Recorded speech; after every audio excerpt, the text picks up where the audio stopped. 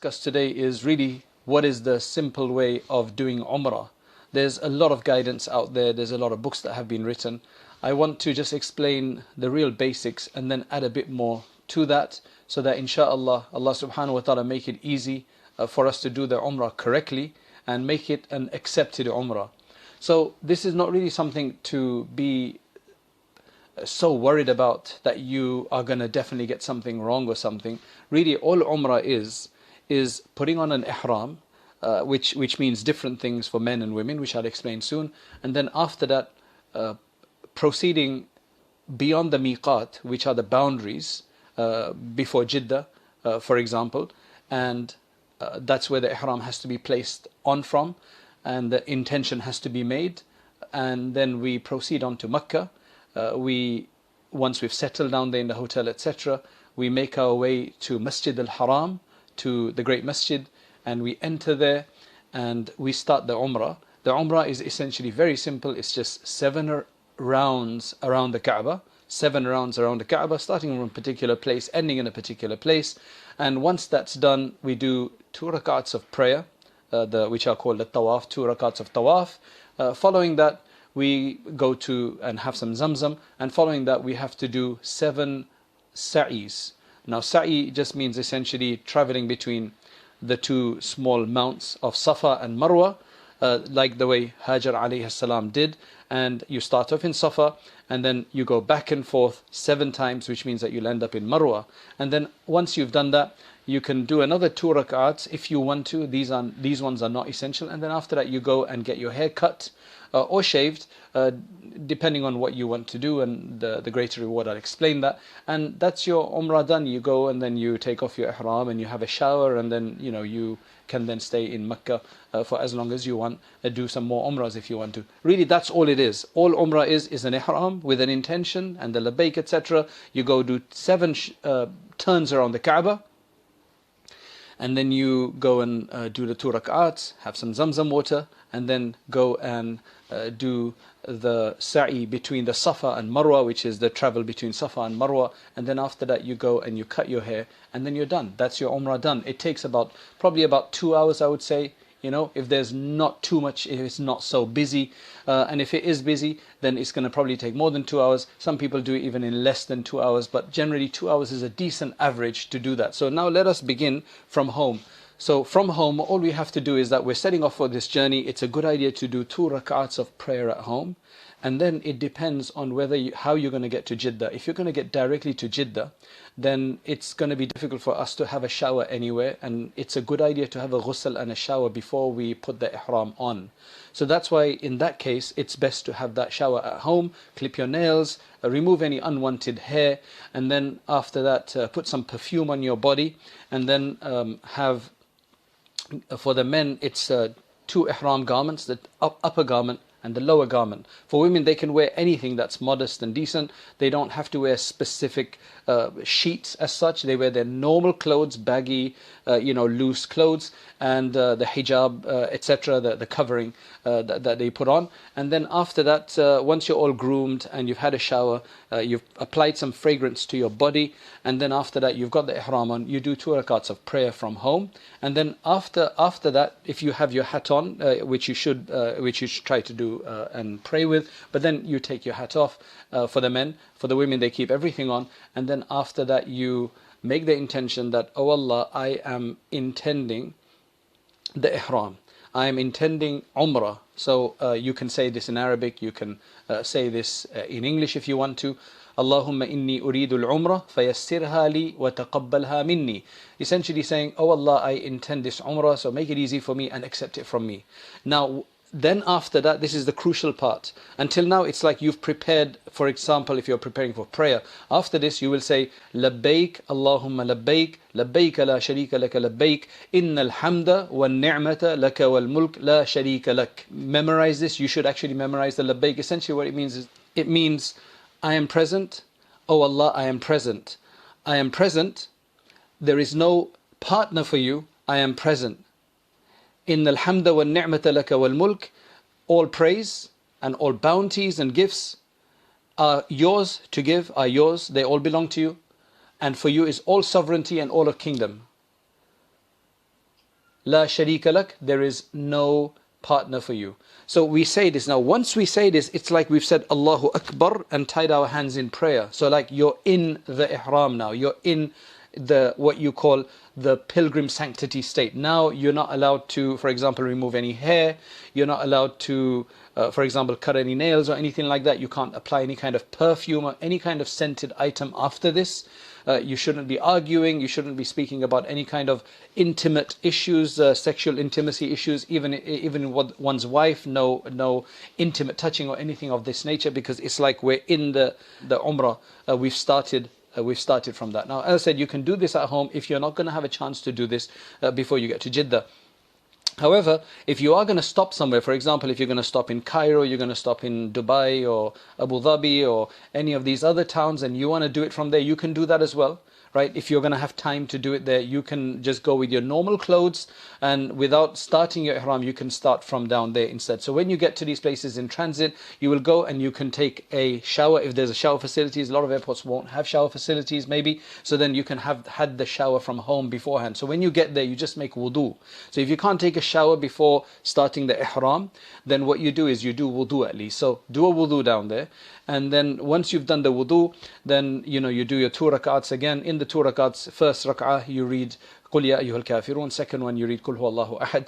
And if you didn't read those, you read something else, that's fine as well. It's just that this is the optimal is to read that, and then you do the same thing. You make an intention, and then you say لبيك اللهم لبيك لبيك لا شريك لك لبيك إن الحمد والنعمة لك والملك لا شريك لك. Then you get onto your flight, and then you get to Jeddah. And in this case, you're still in ihram now. The other option is that you might not be coming from through Jeddah. You might have already been to Medina Munawwara, and now you're going to come from Medina Munawwara. That makes it much more easier. You don't have to worry about putting an ihram on from home or from the airport, because you're going to Medina Munawwara, no ihram needed. When you finish Medina Munawwara and you're going on the way to Mecca, the boundary from which you have to wear your ihram is very close to Medina Munawwara, just about 15 minutes or so outside the town, outside the city of Medina Munawwara. So again, from your room in Medina Munawwara, you can put your ihram on. Don't make any intention or anything. You can just put the garments from that you need, and then when you get to Dhul Hulayfa, that's generally where everybody will stop. You can take a shower there if you want to, or just do wudu there if you've already taken a shower, and then after that you do the 2 rak'ats there in the masjid down there, and then you make your intention and you say labbaik, and then after that you can proceed on to onto Makkah Mukarramah from there. So that makes it a bit easier. So now what you'll do is when you get to Makkah, when you get to Jeddah and you go through immigration and everything like that, and eventually your transport takes you to Makkah. When you get to Makkah, get into your hotel, meaning go and settle down in your hotel, put your luggage down there and everything, take a little rest if you have to, right? If you're very tired, sometimes these journeys can take a very, very long time. So if you have to, go in and take a little rest if you have to. Before you proceed, you can actually take a quick shower. Here, it's sunnah to take a shower in Makkah Mukarramah, but obviously without soap, because you're going to be in ihram already. The idea is that, you've traveled, so you might be slightly gritty or whatever, so you take a quick shower, but you have to be very careful, because what happens is that we're so used to using soap, and the hotels will probably have soap there anyway. So what you do is that after you use the bathroom or whatever, while you're using it, the soap is there, so you start using it by default. So be very careful about that. Don't use soap, because soap is scented soap is prohibited. If you've taken non-scented soap, you could use that, to be honest, but it's better just to take a quick rinse essentially, and then after that get back into your ihram clothing, your garments, and then proceed on for your Umrah. As soon as you're ready and to take in the whole beauty of Makkah, you're already there in that sacred city, so now you will proceed to the Haram.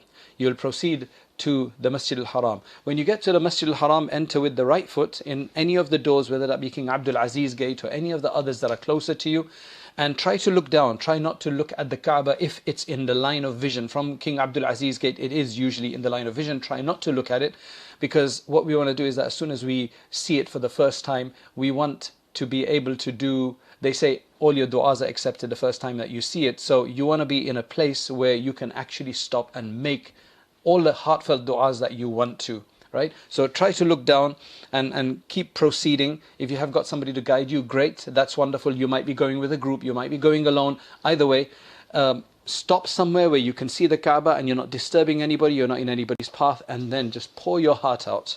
That's really an emotional moment when you see the Kaaba for the first time after, for the either absolute first time, it's your first time going there, or it's your first time after a while, after a year or two. It always just strikes awe in us, and it just, this amazing connection it creates to Allah subhanahu wa ta'ala. So pour your heart out, make dua, have a list of du'as. The most effective way to get this right is to have a list of du'as, whether on your phone or otherwise. Just pull it out and start making du'a from your heart, and then for whoever you need to make du'a for, take as long as you want. And then after that, once you're done with that, you go and you find where the black stone is. That's generally represented by a light on the masjid wall. So the Kaaba will be in the middle, but if you want to look at towards the actual masjid building, then you'll see a green light or something down there, or something to mark it. That's where you'll see people raising their hands usually as well. So you go there, there's probably no longer a line on the ground. What you do is you stand just before the black stone, towards the left of the black stone, essentially facing it. Now in this case, what you first do is you make an intention for tawaf. So you're saying, oh Allah, I'm going to do this tawaf with 7 rounds, and oh Allah, accept it from me. You have to be in wudu for this. So you make sure that you've done wudu before, because your tawaf is not valid without wudu. So now you're going to prepare to go around 7 times. And the way to do this is you face the Kaaba first. As a man, there's something special that you have to do here. Since this is the tawaf that you're going to do for Umrah, what you have to do is we have to do something special, right? What women don't have to do. Number one, we have to get our ihram, and usually people have the ihram upper cloth, upper wrap over themselves like that, and maybe folded like that, which you can check in my ihram video that we have separately on the Zamzam Academy channel. But when we're starting any tawaf for Umrah, which is a necessary tawaf, we have to bare our right shoulders. As men, we have to bare the right shoulders. What that means is that we have the cloth we have the upper wrap over our left shoulder, going behind us, and then coming from under the arm and over the shoulder again. So the right arm is all bare. This right shoulder and right arm is exposed. That's what you call idtiba. If you've read books on this, you'll call it idtiba, right? So you have to do this for that whole tawaf, and then you recover yourself after you finish the tawaf. Now what we do is, we've made the intention, looking at the Kaaba, we've made an intention that, oh Allah, I am performing this. Now what we first do is we raise the hands, like we do in Salat. So we raise the hands like this, and we read Bismillah, Allahu Akbar, Walillahi alhamd. In the name of Allah, Allah is the greatest, and for Allah is all praise. So that's what we do. That's kind of the beginning of the tawaf. That's the istiqbal, that's the initial start of the tawaf. Then after that, what we do something different. What used to happen is, when people could access the black stone easily, they would then actually kiss the black stone. So there's a recommendation to kiss the black stone, to touch the black stone, or to at least wave at it and then kiss your hands, gesture at it and kiss your hands 8 times. 1 at the beginning, 1 every time you come back to this spot in every round, and then right at the end when you end as well. That's called istilam. However, before that, we're going to raise our hands. So the first thing we do is raise our hands up there, say Bismillah, Allahu Akbar, Walillahi alhamd. And then after that, if you can't kiss the stone, as most likely most people can't kiss the stone like this, on these occasions, so then you can't even touch it with your hands or anything else. So from afar, all you do is you just kind of stretch your hands out, and then you kiss your hands. And now what you do is you turn yourself, right at the black stone, you turn yourself so that now your left hand side is facing the black stone. You don't want to move around the Kaaba. You don't want to move around the Kaaba with your chest towards it or your face towards it. That's not the point of it. We're not going to move sideways like that. We're going to actually move as a, anti-clockwise direction. We're going to walk with our left towards the house of Allah. Also, the other thing as men that we have to do in the tawaf is, aside from uncovering the shoulders, we also, in the first 3 rounds, we have to do what you call ramal in Arabic, which is a kind of a marching almost, where you're lifting your knees and you're taking shorter steps, and you're kind of striding in this powerful way. So you do that for the first three. Now you do this to the best of your ability. If you're in a big crowd, I mean, you don't want to be kicking people and kind of pushing people out of the way. So you try to do it to the best of your ability. You'll see other people doing it as well. And so as men, you have to do that as well for the first 3 rounds. And then after that, the last 4 rounds, you just walk normally, right? You walk normally, but you keep the shoulder exposed for all 7 rounds. So we start moving now with everybody. You join the crowd. If there's a crowd, if you're slightly to the outside, you walk at your own pace, wherever you're comfortable, and you go around. So I'm just going to tell you how the physical aspect of it, and then we can discuss other things. You go around, and then when you come back to this where you come back to the starting point again, where the black stone is there, what you do is you, again, try to kiss the stone, but again, you're not going to be able to do that, so you just quickly make a gesture if you want to and kiss your hands. Even with one hand you can do that. It's not necessary that you have to stand there and do this, because most likely there's going to be a crowd. So you can just, as you're walking, you can just go Bismillah Allahu Akbar, and then just kiss your hand, kiss your fingers, and then carry on. The corner of the Kaaba that comes before the black stone, that's called Rukn al-Yamani. Right, that's the Yemeni corner. There again, if you're very close to the Kaaba, you can touch it. But if you're not close to the Kaaba and you can't touch it, you don't do anything down there. But then you read a special dua there, which we'll discuss. So you're going to go around 7 times, passing the door of the Kaaba, the Multazam, the door of the Kaaba, and around 7 times. As I said, each time you just have to kind of wave at the Kaaba if you can. It's not necessary, and say and then kiss your finger if you want to. Otherwise, you just say Bismillah Allahu Akbar, and then you carry on around. When you've done this 7 times, right? As I said, each round could take you 5 minutes or 10 minutes. Just depends on where you are in the crowd, how busy it is, how close you are, and so on. On the 7th inch, when you come back to the black stone, you do istilam again, Bismillah Allahu Akbar. Then now you have finished your tawaf. You have finished your tawaf. So in this case now, you finish your tawaf. Now let me just quickly explain a few other things about the tawaf to you.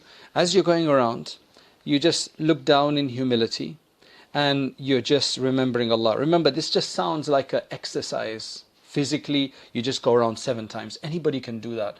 But there's a significance of why you do this. You do this because we love Allah subhanahu wa ta'ala. At home, we used to pray our salats and do dhikr and so on. Now Allah has allowed us to come to His house. He's given us a place of focus. Now Allah doesn't reside in His house, but that house is dedicated to Allah. It's a very, very special place on this earth. So what we're doing is, in a love of somebody who goes and checks something out, or likes to walk in an area that gives them memories of somebody that they love. There's people who go to the graveyard like that. There's people who go to their lover's residence or their lover's city or town, and they just kind of admire things around there in memory and in remembrance of their beloved. You're supposed to remember Allah here. So if you want, you can do your heartfelt du'as here. You should do adhkar. There's a multiple things you should do, and what some people do is they just allot things for the different tawafs. So in one, they just do du'as for themselves. Just one whole round, they're just going to make du'as for themselves. Again, you can use a list.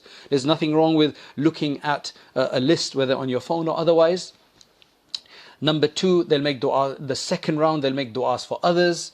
A whole list of people that they have. The ummah, don't forget the ummah.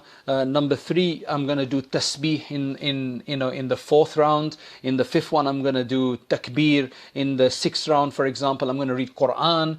In the last one, I'm going to send blessings on the Prophet sallallahu alaihi wasallam. You can do whichever of those. Otherwise, just calm, collected, and considered, reflective mood. You don't want to be looking around at the big buildings and what you can observe and what you can't observe. If you do see somebody that you can say Assalamu alaikum wa rahmatullah. If you need some water, or you need something, or saying something, you can have a conversation. You won't break your tawaf, but you need to try to be in a mode connected to Allah subhanahu wa ta'ala. There is a sunnah dua that is mentioned from the last, just before the black stone, the corner before it, which is called Rukn al-Yamani. That one where you'll see people lining up to kiss the black stone. That area, when you're going through that area, there is a dua from the Prophet ﷺ, which is رَبَّنَا آتِنَا فِي الدُّنْيَا حَسَنَةً وَفِي الْآخِرَةِ حَسَنَةً وَقِنَا عَذَابَ النَّارِ. Our Lord, grant us in this world all good, and grant us in the hereafter all good, and protect us from the punishment of the hellfire. That's such a comprehensive dua that if that just gets accepted, our dunya and the hereafter, this world and hereafter, are all sorted and we've been saved from the hellfire. May Allah accept these du'as for us. And then I would just request that you make dua for us as well. You make dua for me, my family, and for the people who helped your Hajj and who have been, who have contributed to making it easy for you. And then after that, once we've done that, once the tawaf is finished, and it's going to be quite an achievement. You're going to finish. We ask Allah subhanahu wa ta'ala for acceptance, obviously, and to forgive us for any shortcomings in that regard. Now what we have to do is we have to read 2 rak'ats. These are necessary. These are wajib to do, preferably by the maqam Ibrahim, but when it's really busy, you can pray anywhere. So anywhere behind the maqam Ibrahim, right, where the footsteps of, where the effects of the footsteps of Ibrahim alayhi salam are, you should be able to notice it, or anywhere in that direction, otherwise anywhere in the masjid really, right? You can do 2 rak'ats. 2 rakats of this prayer, and if it's for example a time that you're not allowed to pray, like after Asr you can't do the prayer of Tawaf, then you can do it later after Maghrib, but make sure you do it. Now what you'll do is you'll proceed towards the Safa and Marwa, which is the Mas'a, but on your way there, that's where the Zamzam is. So there it says you should just stuff yourself with Zamzam. You should drink a lot of Zamzam, and when you're drinking Zamzam, you make you stand up and you drink. That's a recommendation here. And there's a dua is Allahumma inni as'aluka ilman nafi'a wa rizqan wasi'a wa shifa'an min kulli da, which means, oh Allah, I ask you for beneficial knowledge, I ask you for beneficial knowledge, as'aluka ilman nafi'a wa rizqan wasi'a, extensive sustenance, and a cure from every ailment. A cure for every ailment. Again, a beautiful dua. And then again, you can make any other dua you want there as well, because duas, they say that a Zamzam water is for whatever duas you make. Whatever duas you make, inshallah, will be accepted there as well. So you make dua there, and then you'll be now replenished, and then you go to the Safa. Before you get to the Safa Mount, you'll see everybody going in that direction. There's signs there as well. You have to do another istilam towards the Kaaba. You can either go back to the Kaaba if you want, but that'll be very difficult, to be honest. So people just do istilam from wherever they can see the Kaaba, and if you can't see the Kaaba, that's fine. You can just do it in that direction. And then after that, you start at Safa. You've made your intention that I'm now going to do the Sa'i, which is the seven circuits between Safa and Marwa. And then you can do a dua there. You can read the verse of the Quran, which is Inna Safa wal Marwata min sha'airillah فمن حج البيت أو اعتمر فلا جناح عليه أن يطوف بهما ومن تطوع خيرا فإن الله شاكر عليم. You can read that dua, and then after that you proceed down towards Marwa. Now you can walk, right? You can walk fast, you can walk slow here. However, there's a place which is a short distance from Safa. You'll come to a place where you'll suddenly see everybody hurrying or running. So men will start running here. The women can come at their own pace.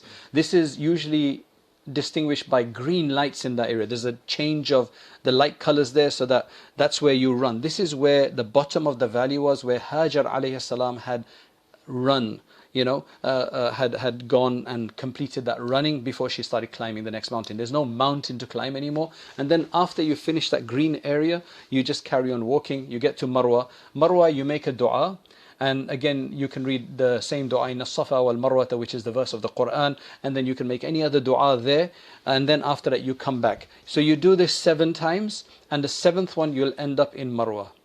Now in this one, if you had broken your wudu, you can go and redo the wudu, but you don't have to. It's not necessary, because the sa'i does not require purity, but it's good to be in purity. After you finish that, you can do 2 rakats now as well, which are recommended, but these are not essential. These are not wajib, but you can do 2 rakats then or later.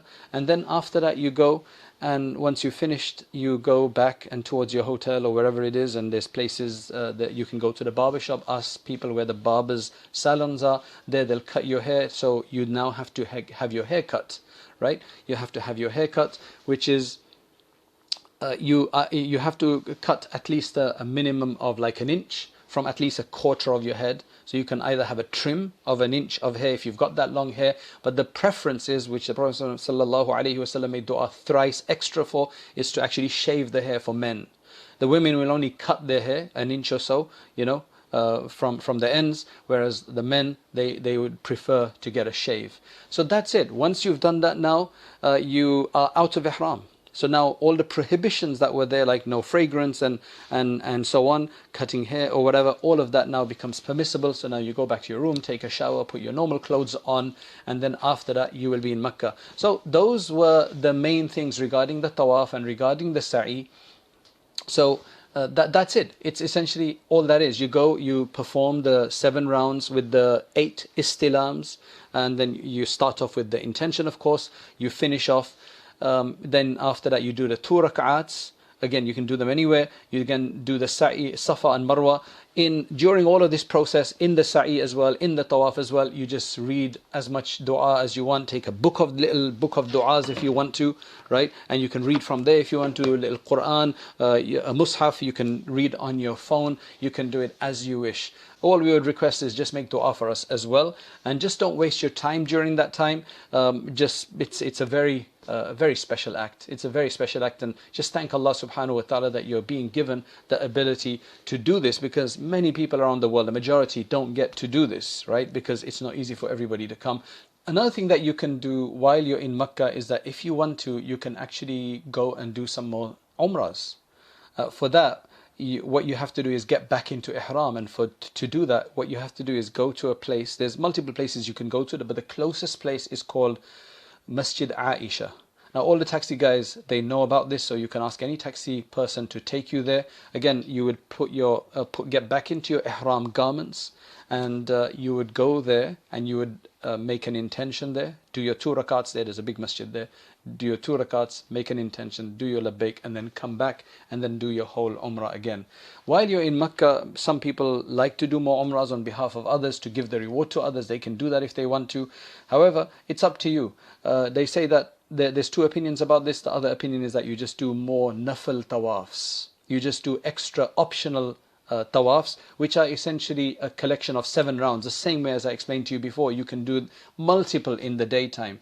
So you can do more of those if you want to. If you go for another umrah, it requires you going out, coming back in, and then after that doing the tawaf and then the sa'i as well. You never do sa'i alone. You only do sa'i with a tawaf for the sake of an umrah or for hajj. So there's no nafil sa'is as such. There's only nafil tawafs, which is one of the best worships you can do down there, because the only place you can do tawaf is in Mecca.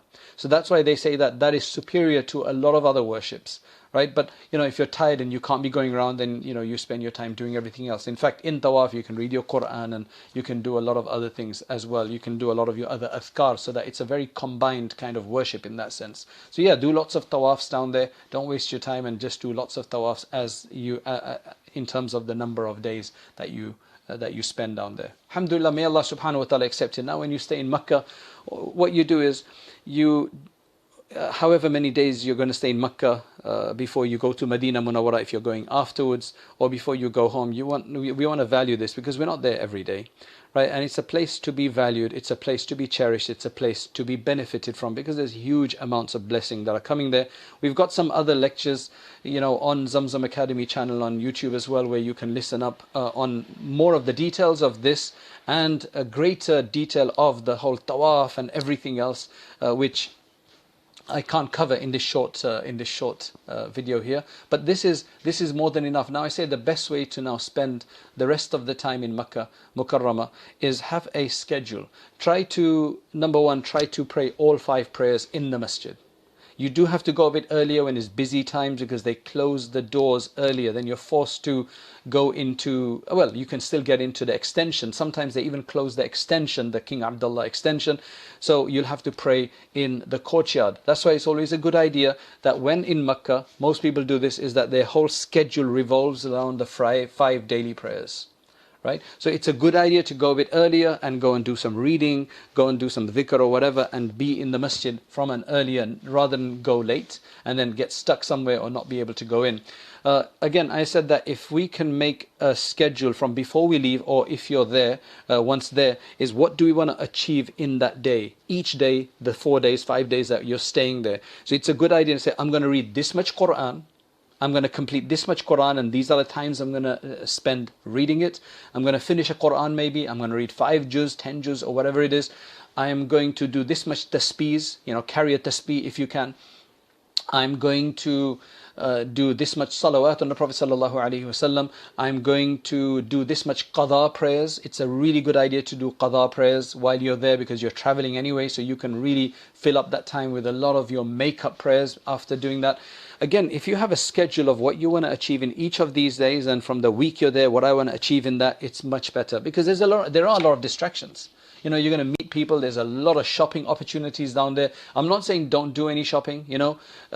Have a time for your shopping, that okay, out of the 5 days, a list of things that you want to buy. If you know what you're going to buy, quickly go and do your shop. Go and buy your dates, etc. From Medina Munawwara, wherever you are, and then after that, you just carry on. Right, you carry on so that your day is focused. That's the most important thing, is to actually have a regimen of what you do. Along with the normal prayers, you want to fill your time with some of the other recommended prayers. For example, tahajjud prayer. There will be an adhan most likely, right, about an hour or so before the actual fajr adhan. That won't be the fajr adhan, that will be the tahajjud adhan. So you can actually get up from that time, go to the masjid an hour before fajr, and spend time in tahajjud prayers, which is usually anywhere between 2 to 8 rak'ahs. Right, so you do tahajjud prayer. Then after that, you can wait after fajr until the sun rises. And you can do ishraq prayer there. Then later on in mid-morning around 10-11 o'clock, you can actually do the duha prayer, which they call the chasht prayer in Urdu, for example, if you're aware of that name. After maghrib, besides the 2 rakahs of sunnah, you can do an additional 2 and 2 again, which would equate to the awabin prayer, as such, the prayer of those who return to Allah subhanahu wa ta'ala, who are often repenting to Allah subhanahu wa ta'ala. So 6 rakahs in total, including the sunnah, or separate to the sunnah, you can do an additional 6 rakahs, and so on. So try to do as many good things as possible. Try to make lots of dua and istighfar. In fact, before leaving home, one should do istighfar, so that we're as purified as possible, so when we go there, we receive the whole benefit. And then when we're there, we want to come back totally forgiven. I know this is not Hajj, but still Umrah can provide, because of the special place and the special act, Umrah can also provide for us, it's a mini Hajj at the end of the day, right? So that can provide greatness for us. We ask Allah subhanahu wa ta'ala to accept from us, and to make it easy for us, and to give us the greatest utility of our time there, so that we can come back much more closer to Allah subhanahu wa ta'ala than when we had departed from home, and we can maintain that even afterwards. Jazakallah.